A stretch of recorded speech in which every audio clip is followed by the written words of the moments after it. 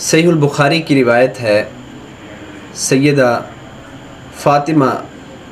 رضی اللہ تعالی عنہا وہ نبی کریم صلی اللہ علیہ وسلم کے پاس ایک گزارش لے کر آئیں اور کہا ہے اللہ کے نبی، اب تو عام لوگوں کے ہاں بھی فراوانی آ چکی ہے اور لوگوں کے پاس خادم ہیں، غلام ہیں،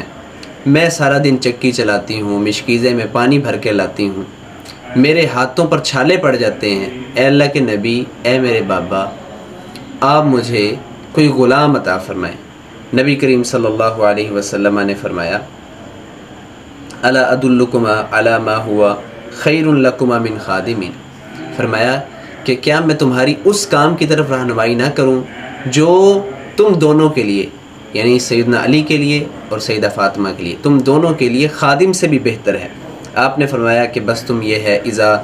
اویتما الی فراشکما او اخذتما مزاجیکما فکبرا 34 وسبحا 33 وحمدا 33،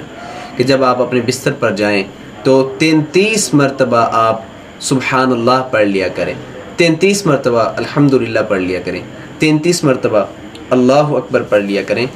آپ نے فرمایا کہ ھذا خیر لکما من خادم، یہ تمہارے لیے کسی خادم سے کم تحفہ نہیں ہے بلکہ یہ اس سے بہتر ہے۔ اور صحیح البخاری میں ہی ہے کہ تسبیح جو ہے یہ 33 مرتبہ کی جا سکتی ہے، اور اس کے علاوہ 100 کا عدد پورا کرنے کے لیے 34 مرتبہ بھی تکبیر کہی جا سکتی ہے، یعنی اللہ اکبر 34 مرتبہ۔